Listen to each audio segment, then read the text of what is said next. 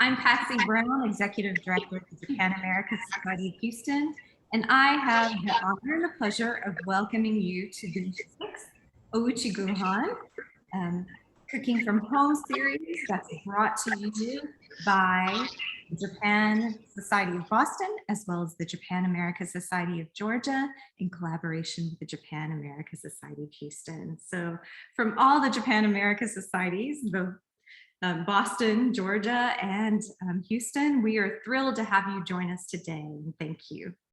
Today's Ouchigohan is brought to you by our friends at Table for Two, and teaching the classes today are Deborah Samuels. Deborah is the lead curriculum and recipe developer for yoshoku. She's also a cookbook author and a cooking teacher, and notably the 2020 recipient of the John E. Thayer Third Award for Outstanding Contributions to Cultural Exchange between the United States and Japan.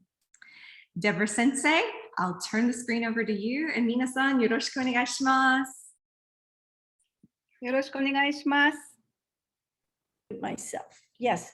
Hi, everybody. Welcome to our 6th in our Ouchigohan series. It's been a pleasure working with everybody. I'm seeing some familiar faces, some new faces. I'm thrilled to be back. You're all a very enthusiastic audience. Today we're going to be making omurice, but more specifically, kawaii omurice. We're making teddy bear omurice. If you decide you don't want to do kawaii, you can just make it in an oblong shape, but this will delight children, grandchildren, cousins. It'll delight you to make the teddy bear.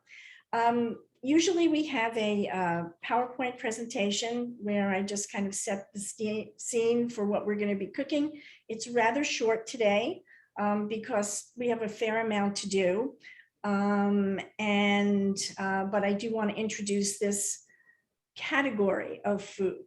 Okay, so first I'll be doing a PowerPoint presentation in less than 8 minutes, and then we're going to get cooking. And I hope everybody has all of their ingredients. I have sent Patsy a new iteration of the recipe. I apologize, I left a few things out of the one that you've been sent. So you'll just follow along with me today, and you'll get a new recipe will be coming to you. Okay, all right, I'm going to share my screen and get started. Okay, and welcome, Ouchigohan Teddy Bear Omurice. And I love to play with my food, so that was a lot of fun to make. People are amazing and amazingly creative with this. So this is as good as I could do. There's no test for you today, but I hope that you'll enjoy it. So welcome to yoshoku. This is the program that I work with, Learn, Cook, Eat Japanese. We are an organization that teaches Japanese cooking, nutrition, and culture. Originally intended for elementary school kids and up to middle school, but we found that it's been relevant for people from 3 years old to 70, 80-year-old people. And we're just thrilled about that.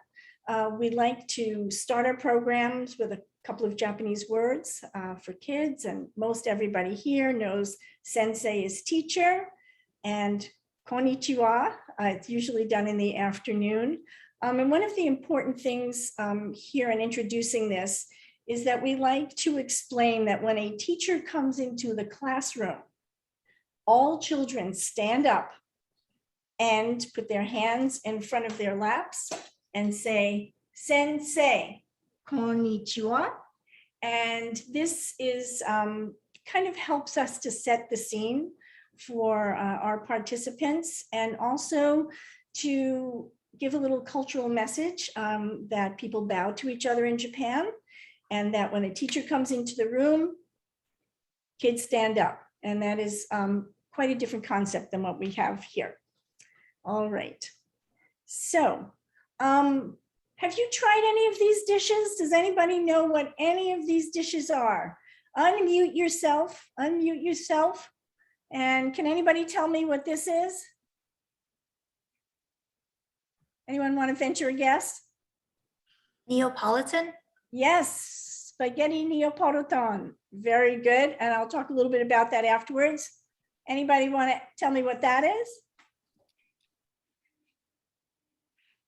Hamburger. Hamburger. Yes, exactly. Hamburger, but hamburger in Japanese and recognized as such. I remember going to Japan and being given what I was told was a hamburger, and I totally did not recognize it as a hamburger. So we'll talk a little bit about that in a second. What about this up here? This little fried thingy. Korokke. Okay, yes.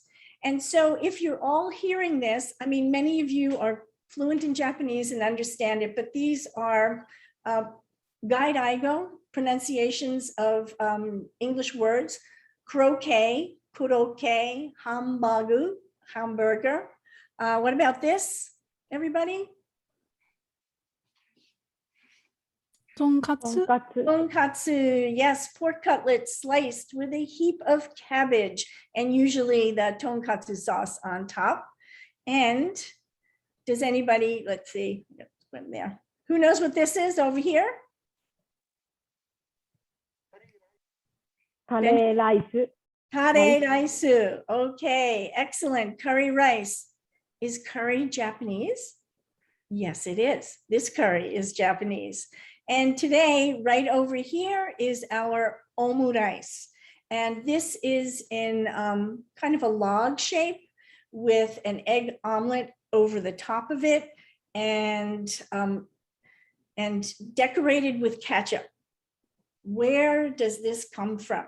You know, where do these things come from? And they're generally coming from somewhere in the Western world and then adapted.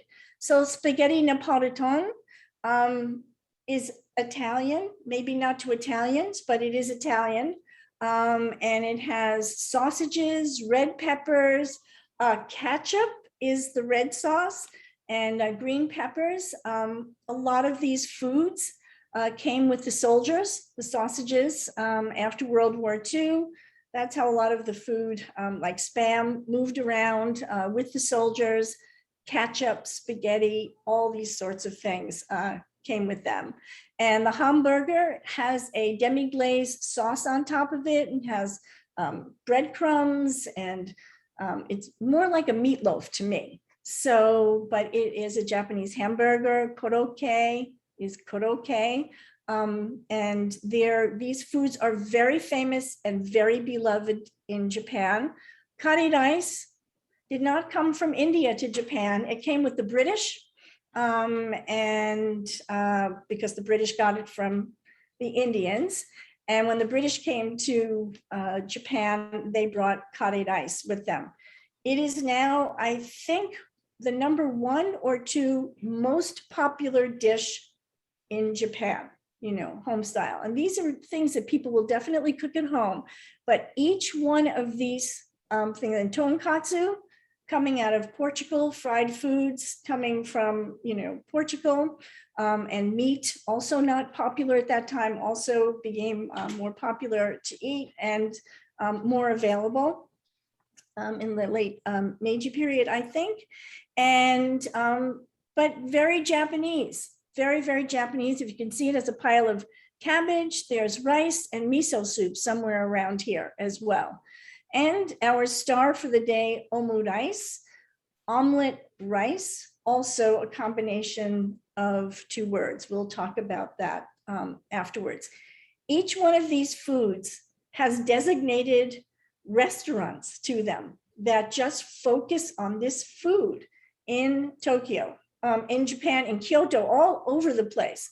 You go to a curry rice joint, you go to a omu rice place, very famous in Tokyo and Kyoto. And all of these, I don't know, spaghetti Neapolitan is probably part of a larger category of food, but I will go to that in a second. All right, yoshoku, that is what we're talking today about. We're talking about Western food that has traveled to Japan in some way, has gotten changed, altered, and made to be very Japanese. Kind of like pizza coming from Italy,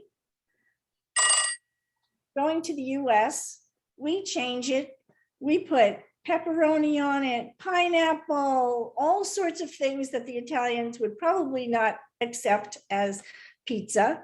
And the Japanese do the same thing. Their pizza has corn and seaweed on it, and mayonnaise. How these things evolve is, your guess is as good as mine, but food adapts and food travels. So today we are going to be making teddy bear omurice. It's a combination of an omelet and rice and became omurice. So Ikuyo-san, can you tell us what that word is in Japanese, that combination word? Zogo. Zogo, okay. And in English, it's portmanteau. So you've got two words mixed up to create a new word, and in this case, a new dish. As you can see here, this very cute little fellow is teddy bear omurice. Omurice is very often made with ketchup rice, okay? Sometimes to make it more teddy bear-like, they mix in, I've seen it with soy sauce, but generally ketchup. Ketchup rice is a kind of a popular second day after you've had rice dish, a leftover dish. And so the teddy bear is sleeping. He's got an omelet for a blanket. And if you can see underneath here, even has a pillow stuffed with rice. So here the rice is plain. It's just going to be ketchup rice. But underneath the belly is a kind of like a chahan, which is it's a fried rice. We're frying the rice, but we are going to be frying chicken and onion to give this dish a little bit more heft and a little bit more flavor, so that it actually, could be a whole meal.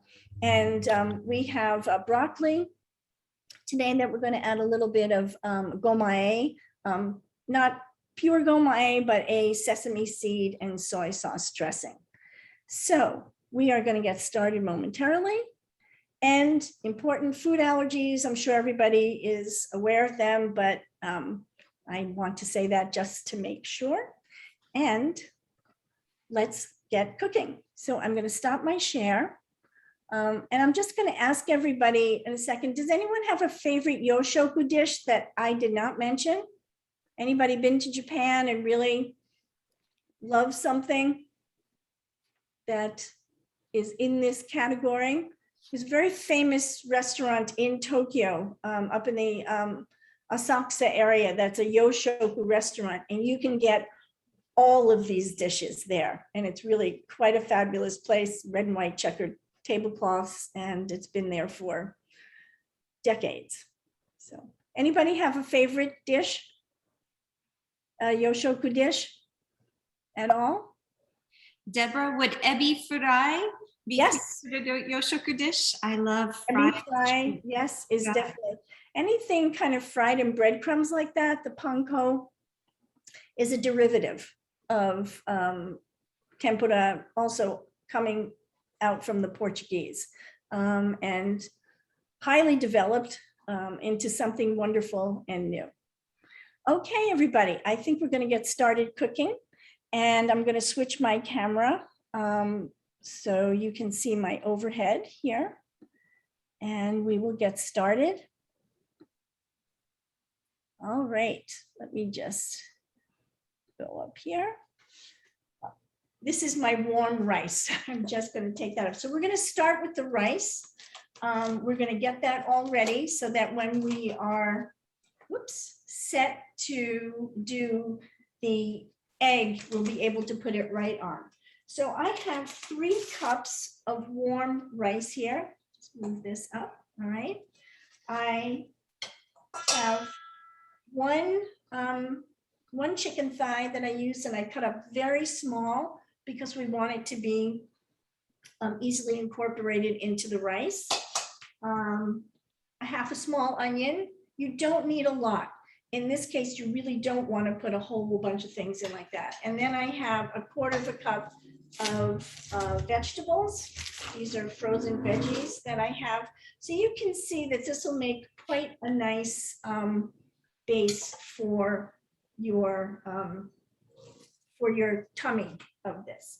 And so what we're going to do now is we're going to add 2 tablespoons of ketchup to the rice. And then your rice should be warm. If it's not warm, please zap it because things will get incorporated much more easily if you do that. Okay, so let's add.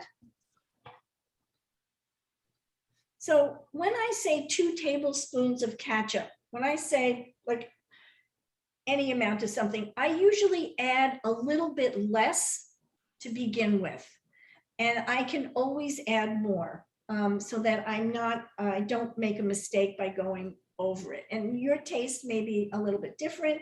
So I'm going to add in almost all of the ketchup like this. And we're looking to color the rice as much as taste it, but mostly to color it. Okay, and give it a little bit of flavor. Just get my rice panel and let's mix that all in. Okay, like this. So this is 3 cups of rice. It is more than you need to make this dish, but I hate cutting things close, and if we have extra rice, you'll be able to make little bear paws and decorate, the bear, add a few more features to them if we have it. So what we're going to be doing now is we're going to be removing about a cup of rice, okay? About a cup of rice, because that rice is going to form the head and the bear paws. I may not need that much, but just to be safe, I'm going to take that. Just try to mix in as well as you can here. Let me just mix it a little bit more before I remove it. And we take a separate bowl. Okay. And if anybody has any questions along the way, please let me know. So I've got a bowl. I'm going to take out about a cup of rice. I'm looking to make a head and 2 ears with this. So, okay. I think that's going to do it for me. And the rest is going to become the chicken rice that we're going to have for the tummy. Right? Just give it a tiny little bit more. All right. Very good. So, once you have that done, just put your rice on the side. I am going to cover it again with the wrap that I had before, just to keep it moist. Oops. And ready when we get the chicken. Nice. Okay. Is anybody using anything other than chicken for the dish, or are you just not using anything, just vegetables? I'm using ham. Ham, yes, okay. So the point here is to cut this all into small pieces, okay?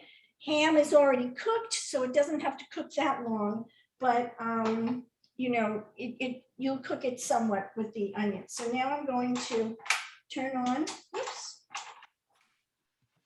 I've used ground meat in the past too, if there's leftover ground meat, but yes, no chicken. Yes, very good. Ikuyo-san, can you tell them, Ikuyo what do you put in your omurice?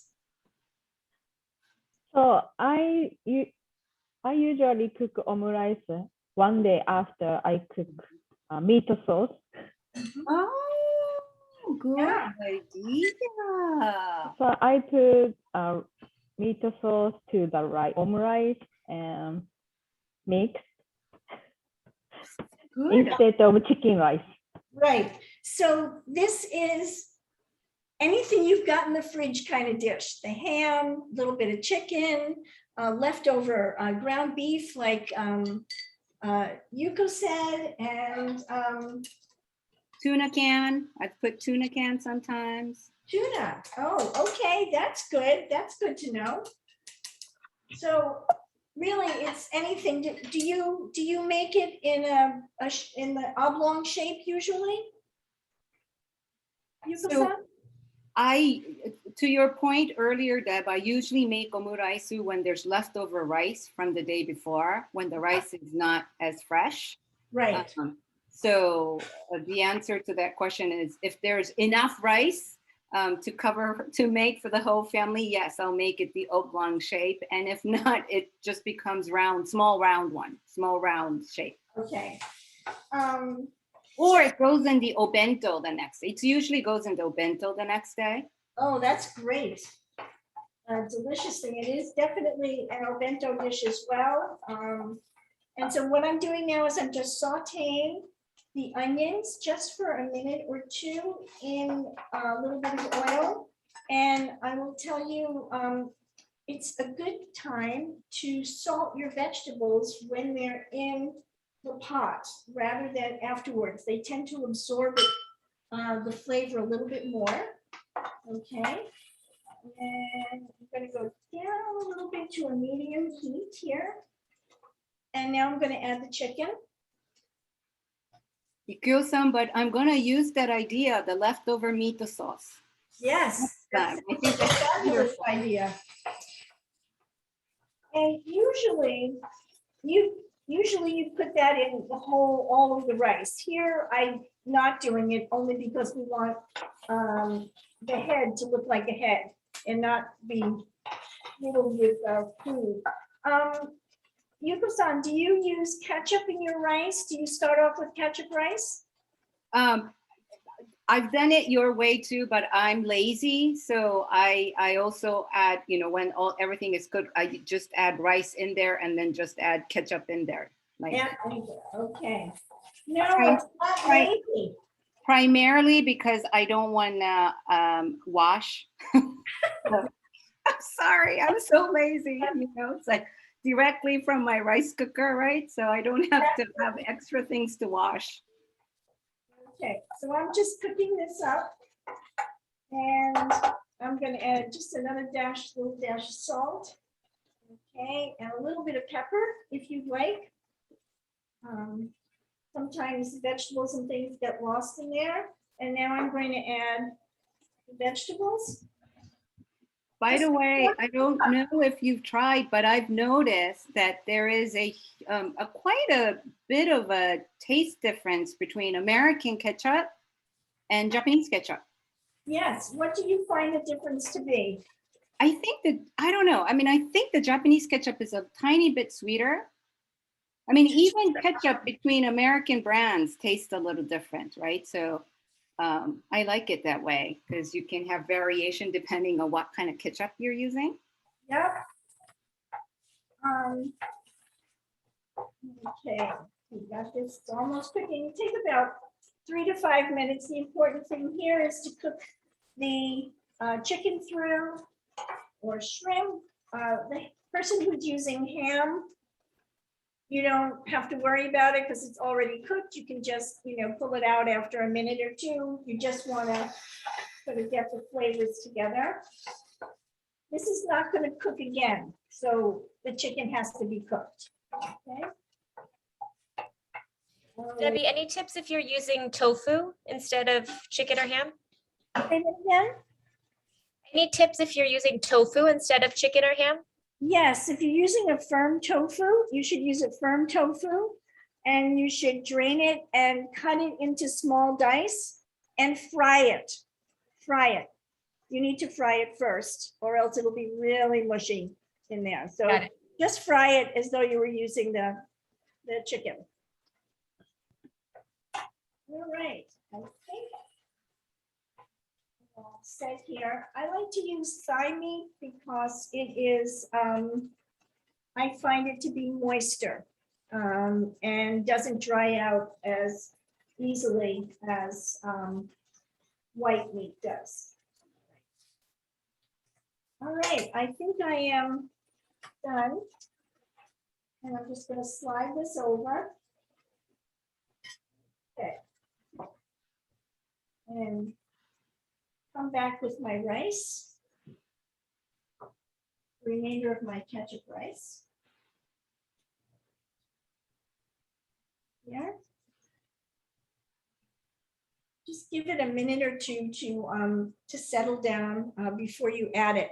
The other thing, I'm sure everybody knows omurice is a specialty in Japan, and there are chefs who specialize in making these fantastically gorgeous omelets that, when split down the middle, open and fold over the rice. That's not what we're doing today.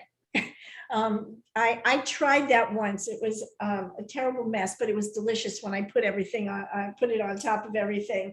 But get yourself some YouTube videos and put in omurice, and you'll be amazed. It's just really quite an art making these omelets. We're going to make a slightly soft omelet today so that it will mix nicely in with the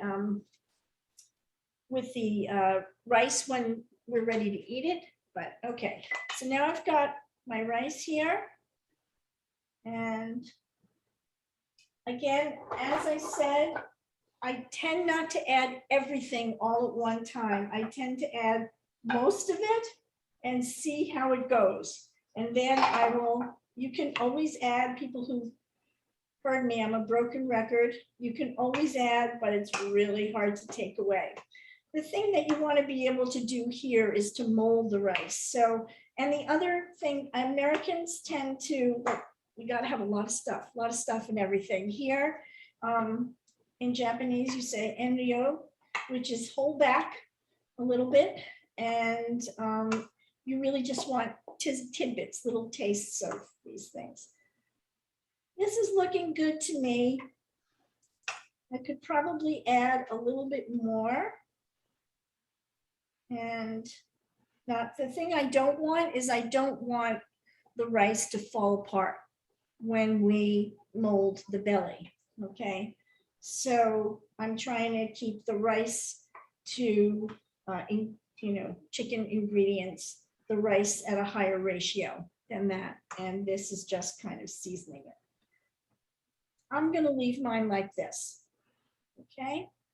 A little bit extra. Maybe I can put it on the side later, but I'm going to leave it like that. Okay. So your belly ingredients are done. And now we're going to get to starting to mold them. And we're going to get the teddy bear together before we make the omelet. All right. I'm just going to move this off over here. Got that. Now this rice should be a little bit hot. Move this out of the way so I have more room. And you want to get your plate ready that you're going to be using to put your creation on. So I've got a plate, kind of a dark plate. It's a little larger plate. It'll give me room around it, and I'd rather have a little bit more room than left. So this is a dinner plate size, okay? Dinner plate size. You can make 2 small teddy bears if you want, and therefore use 2 small plates, but I find it easier to make larger things. Okay, so I'm gonna let this cool down and we're gonna start with the head, okay? You need a piece of saran wrap or a plastic wrap, whatever. Let me just move these things over so I don't drop anything else. And okay, I'm going to get a piece of plastic wrap. So if everybody can get a piece of plastic wrap.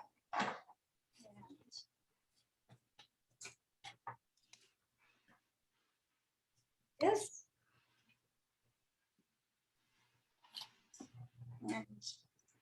we're going to add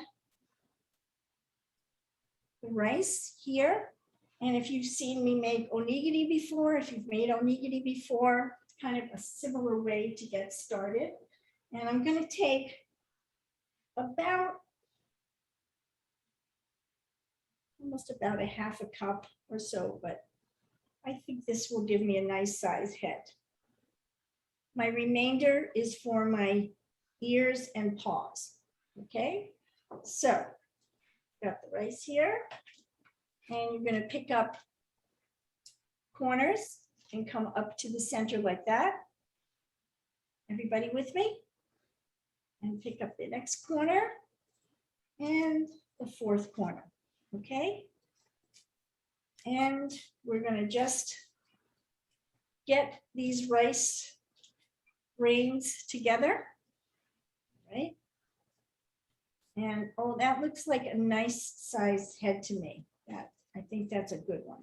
That's going to do it. All right. Just want it to stay together. Okay. It's about this size. And you're going to just flatten it just a little bit. Just a little bit. Okay. No.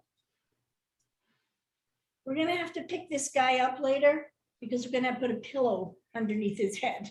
So just for now, I'm going to keep the wrap on, okay? So that'll be easy for us to pick up once we've got the pillow, and we can take it off and set it on top. Okay, everybody with me? You've got your little head done? All right. Next are the two cute little ears, and get yourself another small piece of wrap.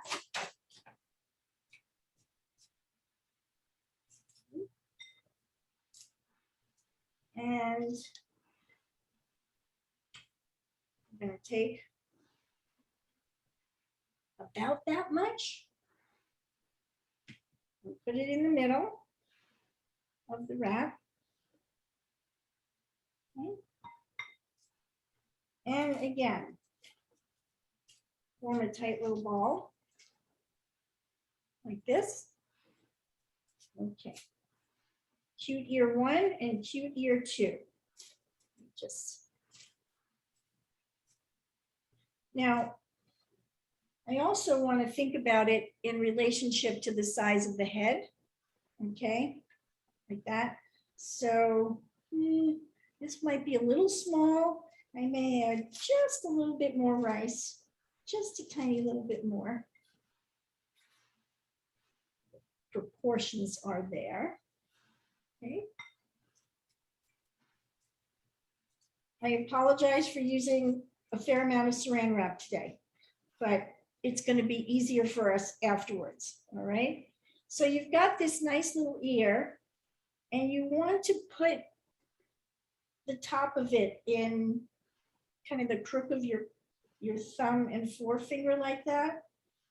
And you want one part to be flat. Okay, like this. Because you're going to be putting the ear next to here. I'm going to keep this in plastic wrap as well. Right. Now I have which is that side. Okay. And I'm going to do one more. All right.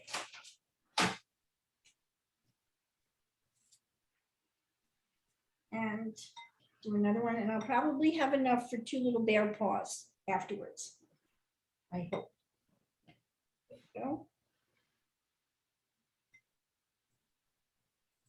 And same thing, just bring it up, wrap it into a little ball, and mold it in the same way. Yeah, just want it to stay together. Right into the crook of my thumb and forefinger. And oops, that. They're not always equal. Oops, this one looks a little bigger, but okay. Here we go.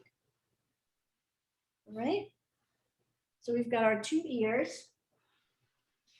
we're starting to form the bear.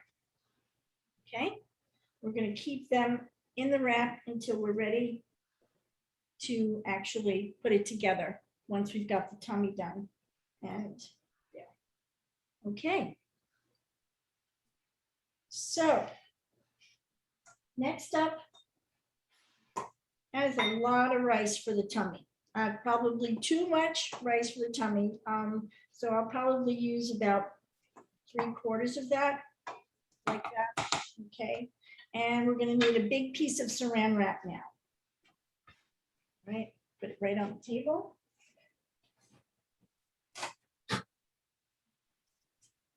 Like this.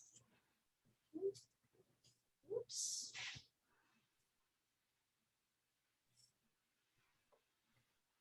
And I'm going to take probably close to a cup and a half. Remember, as I said, I had more rice than this teddy bear would take, just so I could make sure that I had enough for everything. So that's how much of the rice I have left over. You can make a second one with that, or you can make a very fat teddy bear. And we'll do the same thing. This time we're gonna, oops. Try to get on the middle there.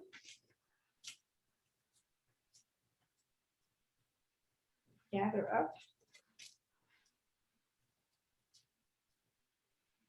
Okay. See some seeping out over here. And here, twist and twist. Okay. And now I'm just going to kind of try to shape it like this. Okay. You can see that it's puffed up, and it'll be the puffed up tummy on the bear, like that. But bears have big tummies. That is way too big a tummy. I'm going to flatten them out a little bit, okay? Or you can take some away. I may do that. Take a little bit away, a little bit more proportionate.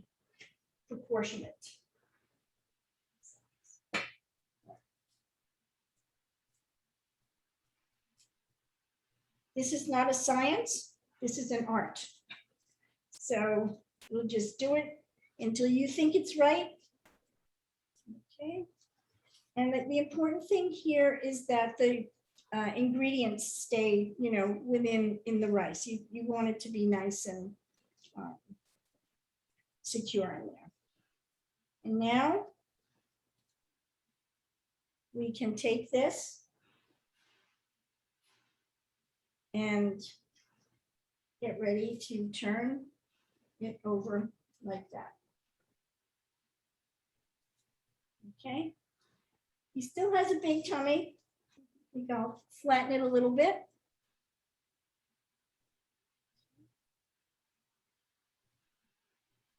How's everybody doing? Okay, I'm happy with that shape. And I'm just going to push it down just a little bit more so I have room up top here. How's everyone doing? Is everybody with me? Yeah?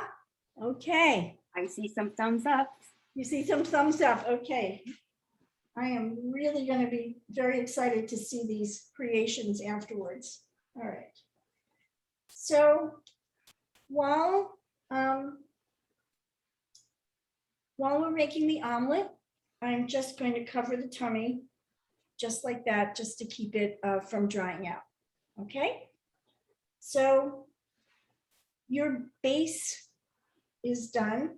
And now what we're going to do is make the omelet for the blanket and the pillow. You do not have to get all fancy and make a pillow if you don't want to, but it's so cute. So let's see how we do here. I'm going to put this on the side. Is everybody with me and ready to do the omelet? I'm going to bring my stove back. Okay. Now for this, I have a small frying pan. You want it to be small for a couple of reasons. One is you don't want, you want to be able to have the egg still have some softness to it. And the larger the pan, the quicker it cooks. Okay, so we've got the pan ready. I'll move these things over. Just that. And now we need the ingredients for the eggs. So again, I made a few more, a little bit, more of the egg than I probably need, but I'd rather have more than less. And I have my 3 eggs in here. I will tell you, I don't know if I could still do this, but when I took Japanese cooking classes, I had to spend weeks getting rid of this white spot here with chopsticks. I don't know, my Japanese friends, does anybody else do that?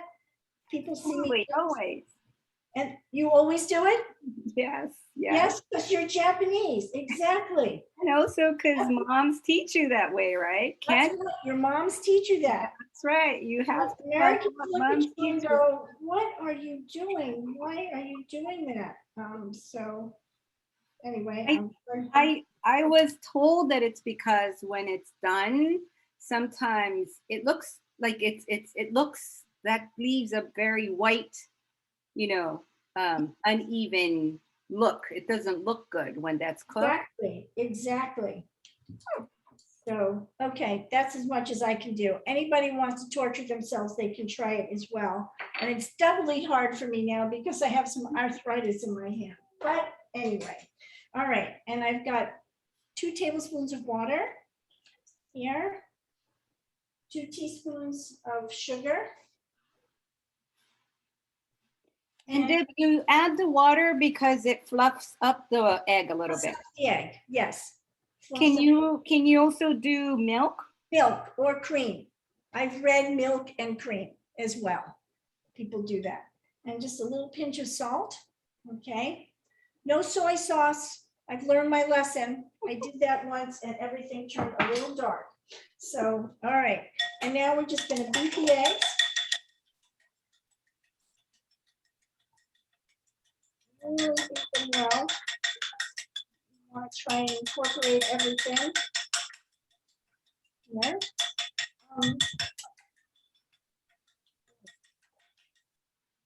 How's everybody doing? Is everyone with me? Okay. I see thumbs up.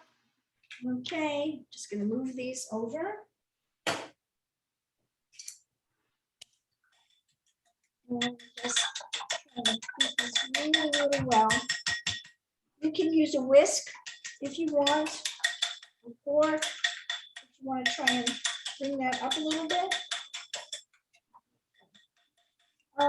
Yuko-san, do you make your omelet with milk or cream?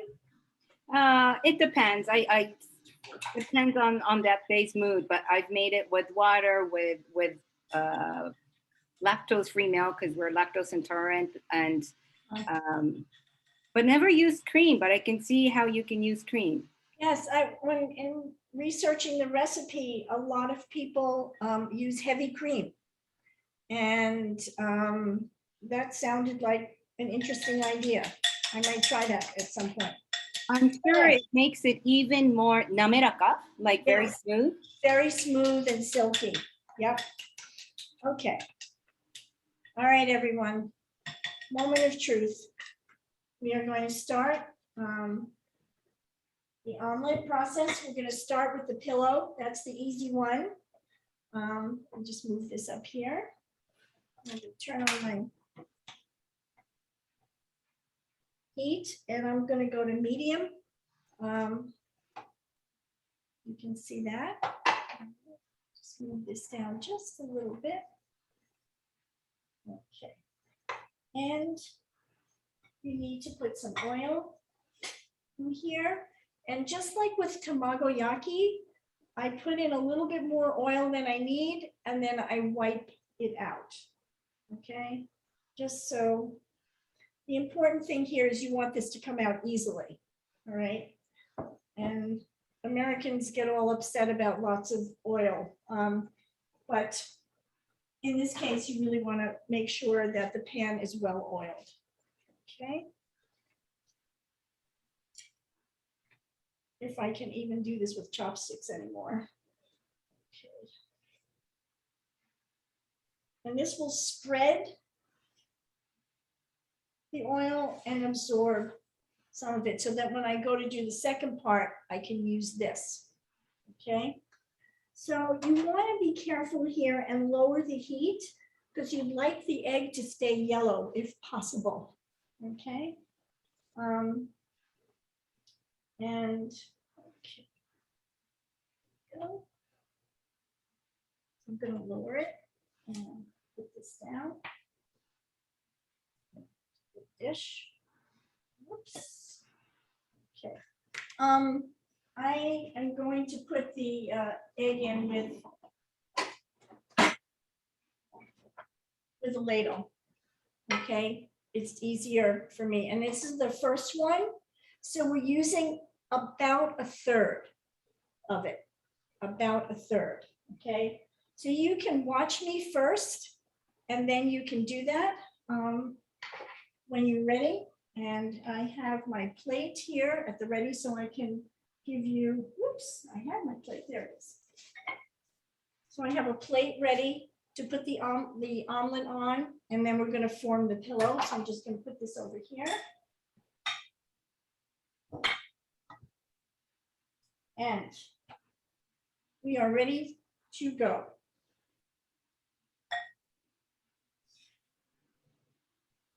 Nice. All right. It's a little low. I'm just going to drive it up just a little bit. Try to take that a little bit off of there. Looks like it's very hard for you all to see. But what I'm doing is I'm just moving the edge of the egg away from the pan, and I'm sliding the batter, the loose egg, into that spot. Okay, can you see what I'm doing? I'm pulling it away and I'm putting any batter that's left, or whatever you call that, onto that. That is very, very light. Sorry about that in terms of seeing the coloring. Can you see that? And so what I'm doing, you can, here in America, we're pretty careful about raw eggs. Wanting to, especially if you're going to be giving this to kids, you can flip this over. Okay, you want to just loosen it a little bit, and I hedge my bet and bring out my spatula. Okay, and when you do turn it over, or actually, here I had a better idea. I'm going to turn the heat off right now. So turn your heat off. And what I'm going to do is I'm going to add the rice to the pan now. So I have less to pick up. And I am using the remainder, some of my chicken rice. That's not going to be showing here. And basically what we're making is a little omelet. Okay. I think that is enough. I just thought of that. This is my new innovation for the day. Okay. And then what I'm going to do is just bring up one side. Whoop. And the other side. And I'm going to see if I can fold this over. Ooh, that is hot. I think I'm going to take it off the pan. Let me just move this for a minute.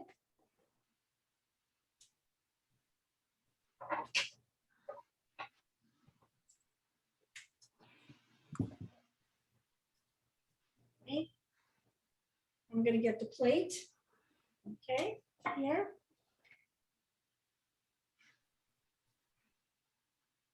And I'm just going to fold it. Oops, sorry, like that. here. And I'm going to fold this part up like this. And it's okay if it's not closed on the bottom because that part's going to be down. Okay. My fingers are burning. Don't burn yourself, Deb.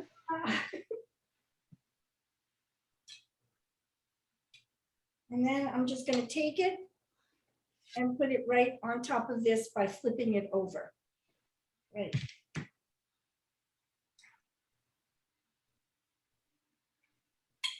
Okay. There's the pillow.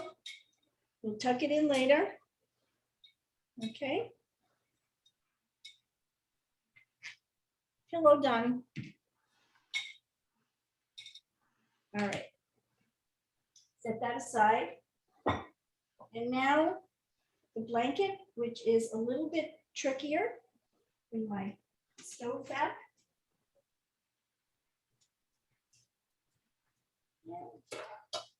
Is everybody with me? Do you have your pillows done? So we are cruising on to the blanket. All right, here we go. And let's get the pan nice and hot. And now I can use my oiled paper towel and put it in here. And I feel like I'm getting a nice covering there, but just for a little insurance purpose, I'm going to add just a tiny stitch more oil. Okay. Because I do want this egg to come out very carefully. Okay. Now here is the here's the part where we start having to get coordination things going. What I'm going to do is I'm going to turn this off for just a minute, and I'm going to get the teddy bear ready to receive the blanket. All right, because that is the next step. Take this up. So turn off your heat for there. Okay. Take this off. Open up the head. Oops. Before you open the head. Sorry about that. Put your pillow down. Okay. He's got a nice big pillow. All right. Like that. Okay. Open up the head.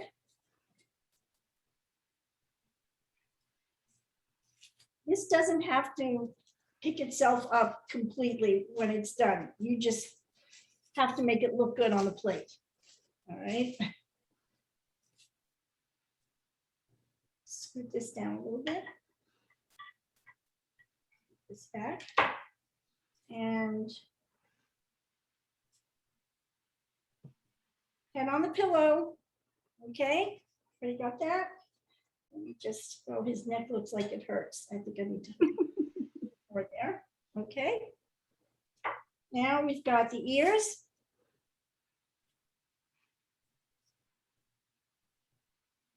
Like this, y'all. And we're going to put an ear right here. Okay, on top of the pillow. Try to stick it in there. Okay. If you put the head down first, you'd be having to pick it up and move it around everywhere. So I think this helps in working with this little critter. And now your second ear.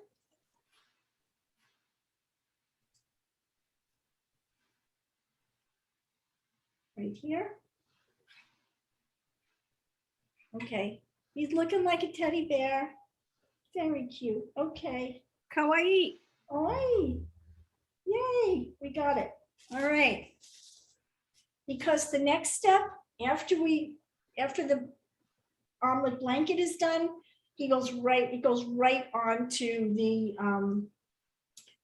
the tummy, right up here. And the egg is a little loose, or the way I do it, you do not have to have a loose egg, but it's much easier if everything is ready in its place. Okay, everybody with me? Now, put your thing back on and we will, oops. take this out. And again, kind of a medium. Is everybody with me? Anybody want to show me their teddy bears? Do you dare lift it up? Donna, how about you? How's your teddy bear doing? Oh, nice. Excellent. All right. Oh, Okay. Miriam's looking wonderful too. Yes, super. All right, here we go. So getting this pot. And we're going to put in the remainder of the egg. There's a lot of egg here. Are you cooking along too? Me? Yes. Yes. Okay. Kathy, you want to tell us your household story about your dad? Oh, yes. So my father was stationed in Japan during the military, his time in the military, and he grew to love omurice. So growing up as a child, he would constantly ask my mother, who was Korean, to make the dish for him. And it became a very contested issue in our household because my mother never quite made it like my father remembered eating it in Japan. So this is a childhood dish that I grew up listening to my father teach my mother how to make. So again, here you're taking the loose part of the egg and you're going all around the edges with it like that. And what I want to do here is just kind of tap the middle because I want the heat to come up and cook the egg. I want to try and not flip this egg over. I want to try and flip it onto the teddy bear. Good luck to me. But if you want to flip your egg over, you can do that. Just so that you're sure that it's cooked all the way through. Okay, especially people with kids. But the thing about keeping it loose, a little loose, is that it really mixes nicely with the egg, with the rice. Okay, so you get this kind of creamy texture with it. So what I'm going to do is I'm just going to turn off the heat and I'm going to let the residual heat cook this just a little bit more. Like that. It's a little hard for everybody to see that. Can you see? It's a little custardy on the top, but not too custardy. Deb, would you say that egg that you're making as a blanket is a little tiny bit thicker than the one that you made for the pillow? Oh, it's much thicker. It's almost twice as thick. Thank you for pointing that out. And I also was hoping for a slightly more yellow bottom, but I got a very nicely browned bottom because I'm not a patient person when I'm doing this. All right. So again, I'd like to have a little bit of room when I put this down. So I'm going to remove my stove again.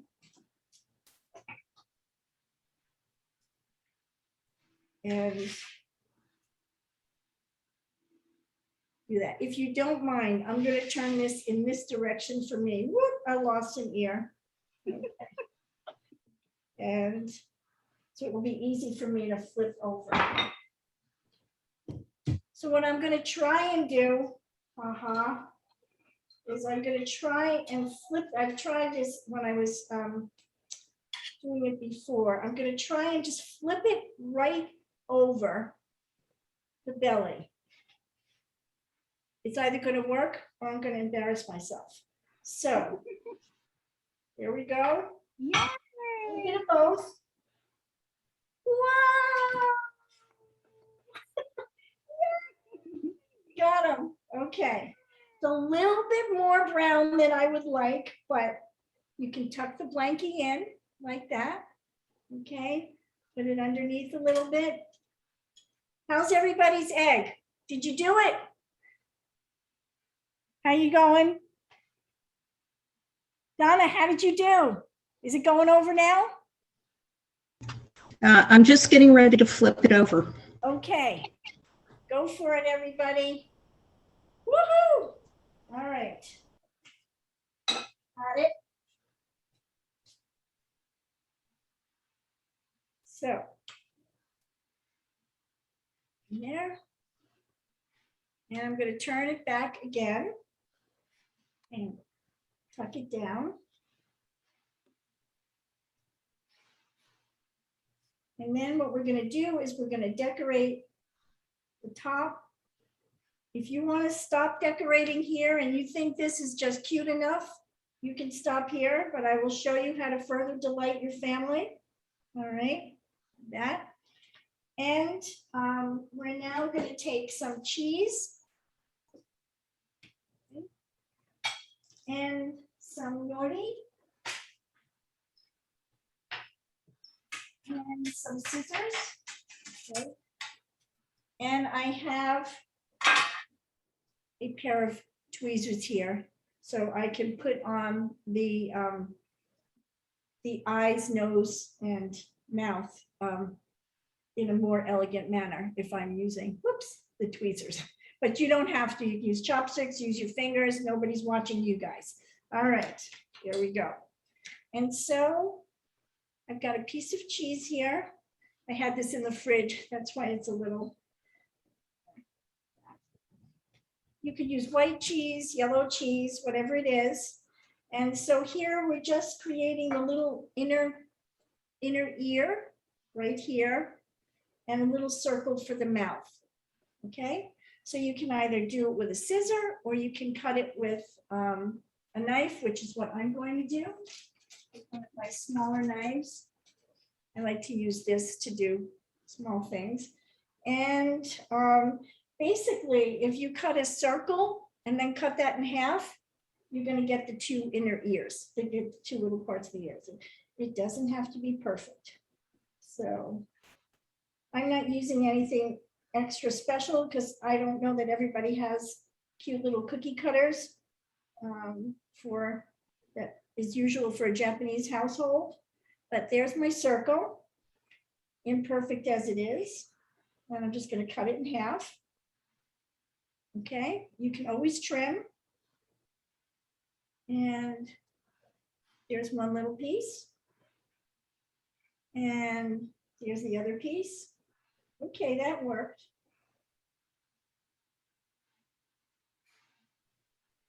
Okay. And then we're going to make a little bear mouth. Just put it right here. Right. I think that's sort of another circle-ish type of shape. Oops.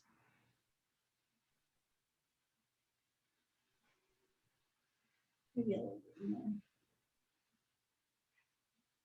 Okay. I'm going to put that right here.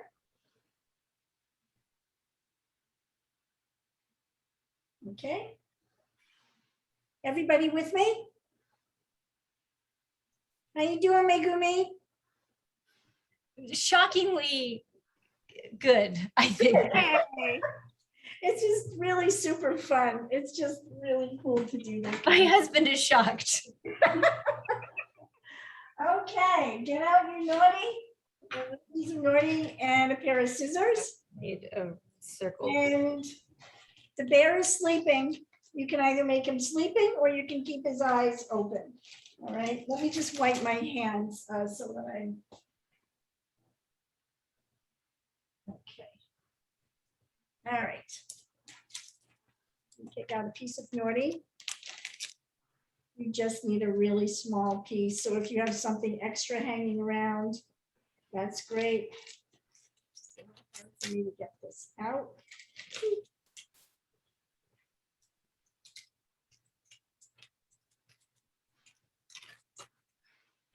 Okay. And you just want to make like two little upside down, like eyelashes, I guess. Let me just get a small piece here. You can do anything you want. Just going to give you one idea. Okay, I'm going to cut it again. So it's easier when you're using small pieces. Like that. Okay. Let's see if I can do this the way I did the last time. So I'm just cutting a little bit of a half circle. And I trimmed it around last time, and then I'm going back over around it like that.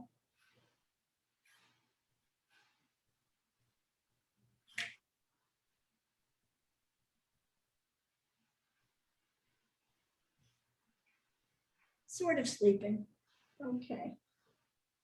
And then I'll do another one. Oh, you know what? I should have folded it and done both at the same time. I always tell people to do that. So I'm going to try it again. And I'm going to take this off with my, might as well use this. I'll try and do better. Because you would, if you've got something you want the same of, it's good to cut it at the same time. Okay. So I'll do that again. And then I'm going to cut.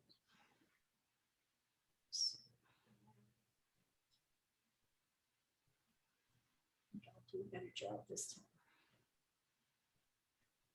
All right. And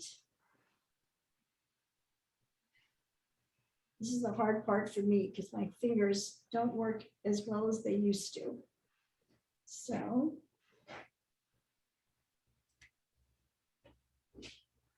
and now, okay.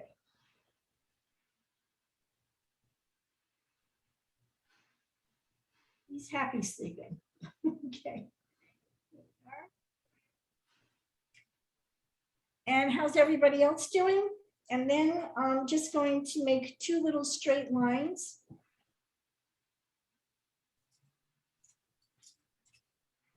Coming here. I'll cut this in half. If I remember what I did. Got his little nose here.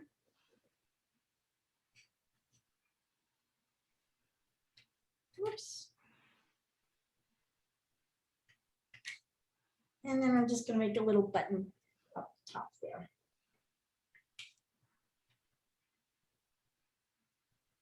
How's everybody doing? I think everybody's busy decorating right now. Everybody's busy decorating. Okay. Yeah. So you can either do one of these, or I think the one I actually did was I did a just a little button for the nose. I did not do that. I experimented. Oh, Donna, that looks so cute. Kawaii. Donna, great job. Oh, all right. Kawaii. All right, there we go. That's my teddy. And I'm going to turn off my share in a sec. Oh, Deborah-san, that is very kawaii. Kawaii desu ne. Kawaii. Kawaii. And what we're going to do to make it a fuller meal, let's see, I think I probably can tuck this under to make it a little bit neater, but right now I'm going to leave it on the side. And I'm going to turn off my share and ask to see how people did. And everybody show me their. Oh, kawaii. Oh my God, great job. Miriam-san mo kawaii. Miriam's is really cute. Oh, Miriam, excellent. That's so cute. Patrick, how did you do? Can we see yours? Unfortunately, I forgot to make rice ahead of time, so I'm going to have to do it later. Okay, no problem. I really appreciate this. Donna, that's fantastic. Megumi-san, Oh, kawaii, kawaii. look at that, Miriam. Excellent job, everybody. Wow. you All up. right. Okay, Patsy, show that again. Let's You're see it. lost here. Oh, show it again. We want to see it. Let's see. Lost an ear. Can kind of see. Oh, good. Okay, excellent. Good job. All right, everybody. We made teddy bear omurice, but wait. I'm going to go back and share my screen again because we got to decorate the tummy. All right. So you can take a little bit of ketchup. You can make a heart if you can. If not, you can just zigzag yourself back and forth. I wouldn't just push the ketchup on like that because it'll splurt. So I'm going to start it over here first. And I'm going to see if I can just do a little zigzag. Okay. If anybody's really creative and you can make your heart. All right. Teddy bear done. And we just have the broccoli gomae to do, which should be very quick. So could everybody please take a picture of your teddy bear? And hopefully you can put it up in the chat or send it to Patsy. These are super fun things to do, and I hope that you'll think it tastes good. I'm going to set this on the side and we'll go right on to finishing up with that. Let me just clean up my space here. Does anybody have any questions or comments? Megumi, you said that was surprisingly easy. Did you expect it to be more difficult? I don't know exactly what I was expecting, but anyway, I don't think I've ever made something that looks so adorable. This is like what my friends in Tokyo do. I don't do things like Exactly. this. So Yes. I'm secretly pleased that maybe I can actually do things like this. Very cool. Okay. Broccoli should already be cut and cooked. I hope you have it. You could use string beans. If you don't have broccoli, you can also, if something green on the plate, just slice up some cucumbers as well. But I've cut this up and I thought it would be nice to make a little gomae, a simple gomae with you. So I've got the broccoli and the rest of the ingredients are here as well. Soy sauce, 2 tablespoons of soy sauce. I think there's 1 tablespoon of soy sauce, 1 tablespoon of sesame seeds, and sugar. This is not a classic gomae, which would have dashi in it, but this is kind of a simple one. I don't know if anybody has a suribachi. You can do that to cut up your, to grind up your sesame seeds. These are toasted sesame seeds. They've got a lot of depth of flavor to them. Today, I'm not going to use my my suribachi, which is the grinder for sesame seeds. I'm just going to show you a simple way that you can do it. You can either do it with a rolling pin, or you can just chop it up with a knife. Okay, you just want to hear and smell the sesame seeds when you are before you put them into the sauce. So I'm just going to put them right onto my cutting board.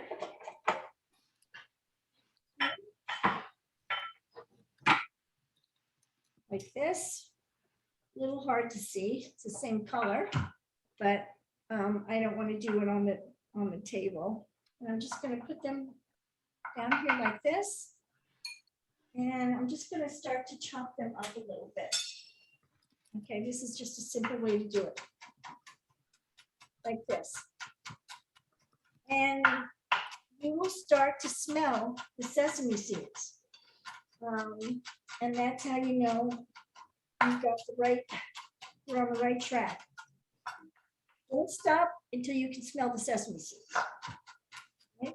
If you don't have sesame seeds, I'm starting to smell them now.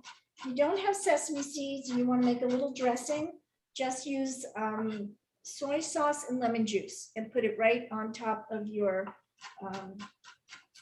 broccoli or any green vegetable. Is anybody chopping their sesame seeds now? Is anybody smelling their sesame seeds? Deborah-san, I'm cheating. If you go to the Korean market, Korean market, yes, sell crushed sesame already. yes. Crushed sesame seeds. I have that in my cabinet, but just in case. So you really just want to chop this up just a little bit.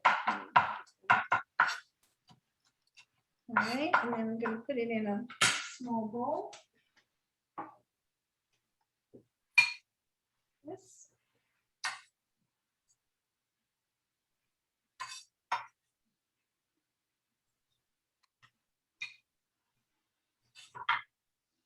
This is kind of a quick gourmet, and I'm going to add the soy sauce. I may need a little bit more, and I'm going to add the sugar. And just mix it together.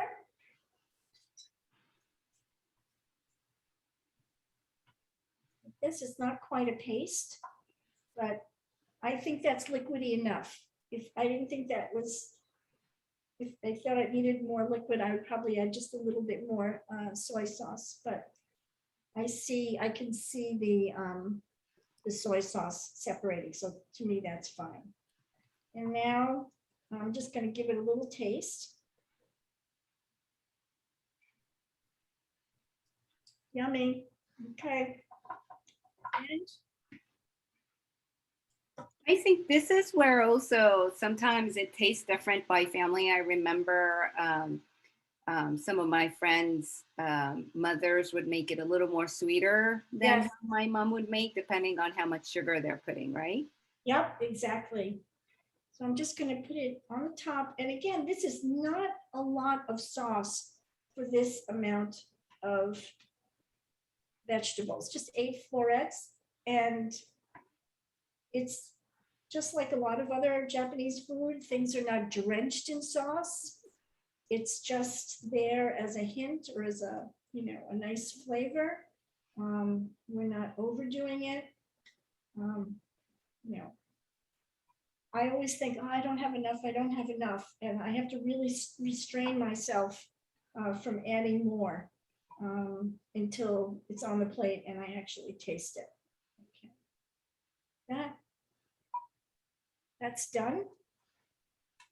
And let's bring back our teddy bear.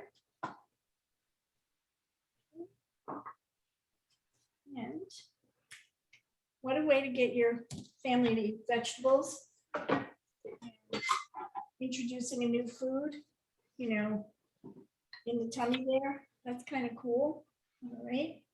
And now just plate the veggies. Yeah.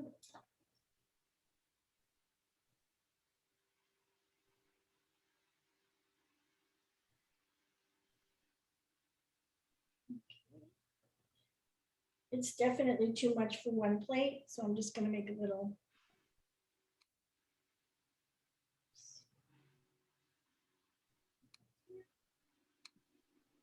And then I'll try to balance it off and put a little bit more down here.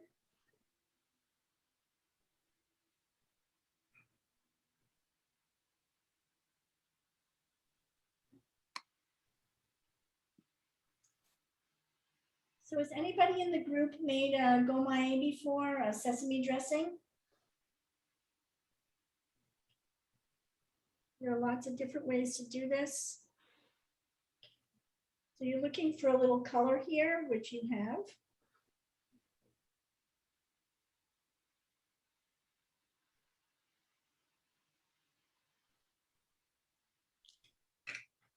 All right, we have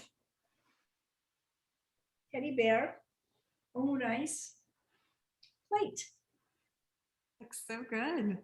All right.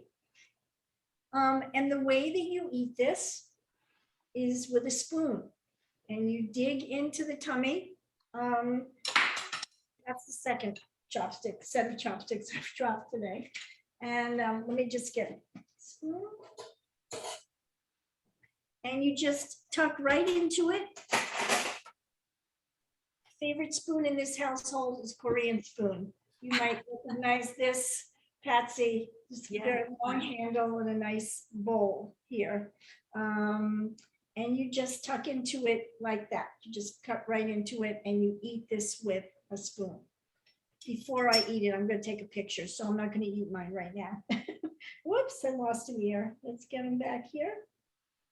Does anybody have any- Speaking of eating it, Joe asked a question. Do you eat it at room temperature or hot? You eat it at room temperature. Generally, unless you're in a restaurant, which is very often hot, but this rice, as we know, Japanese rice is very good. It's great if it's warm. Yuko-san, Ikuyo-san, do you eat it hot? It's very often a bento dish, and that is cold. So you put this in a bento box. And as we know, Japanese rice is good hot or cold. Okay. Any comments about whether it should be hot or not? Patsy, Yuko, Ikuyo-san, anybody? When I had it at a restaurant, it was nice and hot. But I have どうですか？そうですね。So I usually cook with pan. Yes. So my house we eat hot Hot. omelette. Next time you do this, you'll be able to do it much more quickly. So you can do it. And the other thing is, if you were just shaping it into an oblong piece, it's very easy to serve it hot. But going through this, it really would be a very tough thing. Maybe you could put it in the microwave for 30 seconds or so. I don't know. You don't want to cook it again, but that's a very good question.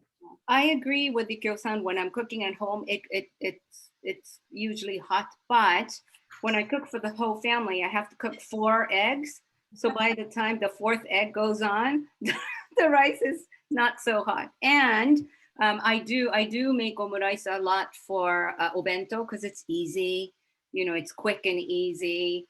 And obviously the rice is going to be the whole omurice is going to be cold by the time the kids eat it at school. So it's good either way. But I think it's very forgiving because whatever I have left in my fridge goes in the rice. Ketchup makes it yummy, yummy, yummy.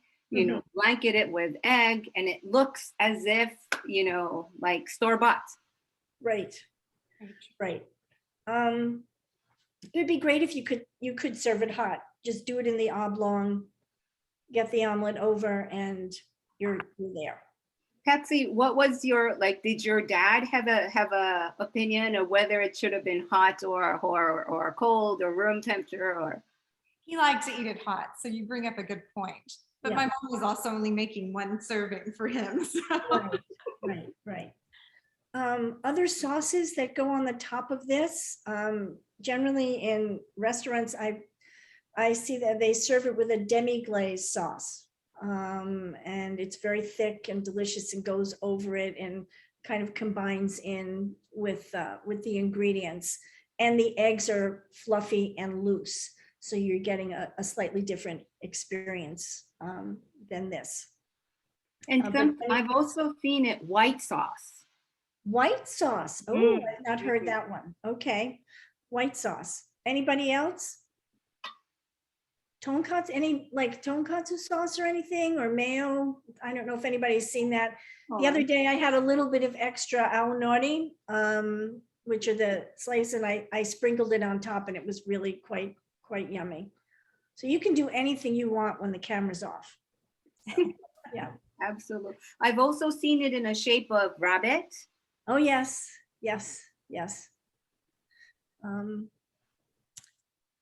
I think we made teddy bear omurice. So thank you very much, everybody, for playing with your food with us. It's been a great series. We've got one more program. We're not sure exactly when it's going to be, but that would be cream anmitsu, which is a Japanese fruit, mochi, and ice cream dish with azuki beans. And make sure that you're looking at the right recipe when you're making this on your own. Any other questions or comments?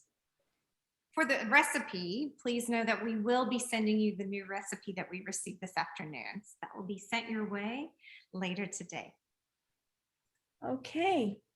Can we And get a group photo? oh yes, group photo. Guys, before we call it a day. Let's see if we can. Oh, nice, nice, nice, nice.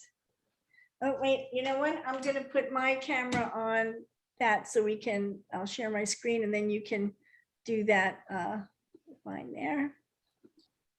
Ying Wang just made a nice comment. It looks like Princess Leia, our little bear, little Oh, buns on the side. So. All right. Oh, wait, I think I have to stop my share, otherwise it's gonna just be mine. Yeah, okay. So, All right, Lauren, you want to count us down? Hi, All right. everybody, ready? 1, 2, 3. Oishi. Oishi. Nice. Thank you. Excellent, excellent. Well done. Miriam even got a heart. Oh, impressive, Miriam. Excellent, excellent. All right, everybody. And as everyone knows, before we eat, put our hands together. Itadakimasu. Kansha and appreciation for the chicken who laid the eggs, people who made the, you know, the food, the farmers, everybody. And So for thank you all very much. And I appreciate you and the 3 Japan societies, Atlanta, Houston, and Boston, for participating in this, this series. So have a good weekend, everybody. Thank you for joining us. Thank you. Thank you. Thank you, Josh Sensei. Thank you. Bye-bye. Thank you. Sayonara.